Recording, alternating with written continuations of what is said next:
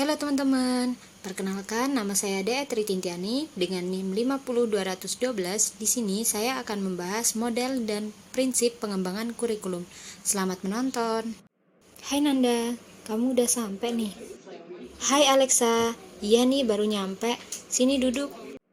Gimana Alexa? Katanya kemarin ada yang mau ditanyakan. Oh iya Nanda, aku mau tanya tentang materi kemarin model dan prinsip pengembangan kurikulum. Soalnya aku kurang paham. Oke, baiklah, saya akan jelaskan. Nah, sebelumnya saya akan menjelaskan model pengembangan kurikulum adalah berbagai bentuk atau model yang nyata dalam menyusun kurikulum yang baru ataupun penyempurnaan kurikulum yang telah ada. Nah, model perkembangan kurikulum yang pertama yaitu model administratif atau garis komando atau line staff, merupakan pola perkembangan kurikulum yang paling awal dan mungkin yang paling dikenal karena pengembangan kurikulum ini berdasarkan pada cara kerja atasan, bawahan atau top down yang dipandang efektif. Yang kedua, model grassroots. Model pengembangan kurikulum ini merupakan lawan atau kebalikan dari model pertama. Inisiatif dan pengembangan kurikulum bukan datang dari atas tetapi dari bawah.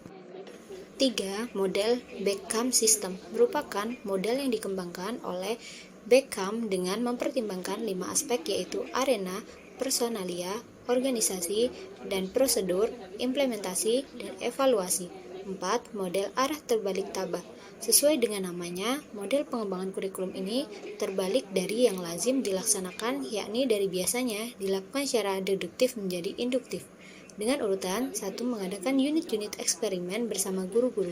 2. Menguji unit eksperimen. 3. Mengadakan revisi dan konsolidasi. 4. Pengembangan keseluruhan kerangka kurikulum. 5. Implementasi dan diseminasi KK. 5. Model Rogers. Ciri Rogers adalah seorang ahli psikologi yang berpandangan bahwa manusia dalam perubahan mempunyai kekuatan dan potensi untuk berkembang sendiri. Terdapat 4 langkah, yaitu pertama, pemilihan satu sistem pendidikan sasaran. 2. Pengalaman kelompok yang intensif bagi guru. 3. Pengembangan suatu pengalaman kelompok yang intensif bagi satu kelas atau unit pelajaran. 4. Melibatkan orang tua dalam pengalaman kelompok yang intensif. 6. Model demonstrasi. Pada dasarnya bersifat grassroots. Datang dari bawah, model ini diprakarsai oleh sekelompok guru atau sekelompok guru bekerja sama dengan ahli yang bermaksud mengadakan perbaikan kurikulum. 6. The Systematic Action Research Model. Model kurikulum ini didasarkan pada asumsi bahwa perkembangan kurikulum merupakan perubahan sosial. Hal itu mencangkup suatu proses yang melibatkan kepribadian orang tua, siswa, guru, struktur sistem sekolah, pola hubungan pribadi dan kelompok, dan masyarakat.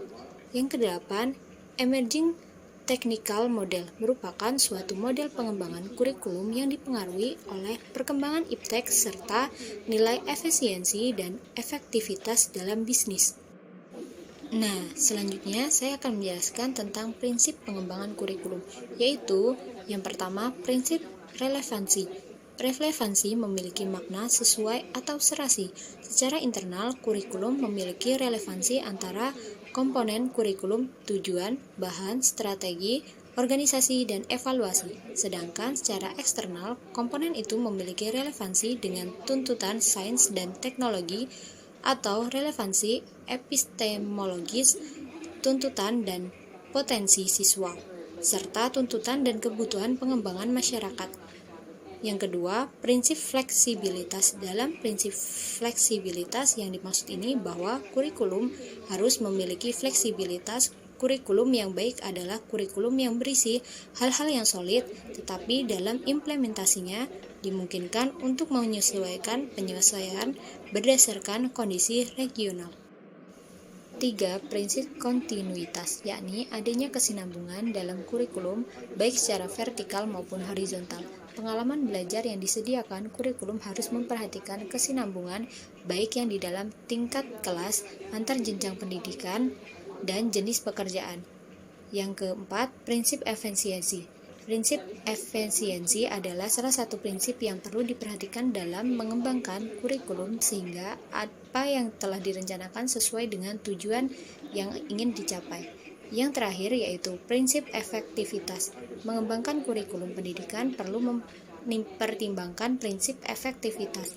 Yang dimaksud dengan efektivitas di sini adalah sejauh mana rencana program pembelajaran dicapai atau diimplementasikan. Dalam prinsip ini ada dua aspek yang perlu diperhatikan, yaitu efektivitas mengajar guru dan efektivitas belajar siswa. Nah, itu tadi penjelasan tentang model dan prinsip pengembangan kurikulum. Gimana? Udah paham belum? Wah, udah paham nih Nanda. Terima kasih Nanda, sudah membantu. Itu tadi penjelasan tentang model dan prinsip pengembangan kurikulum. Terima kasih bagi yang sudah menonton, semoga video ini bermanfaat.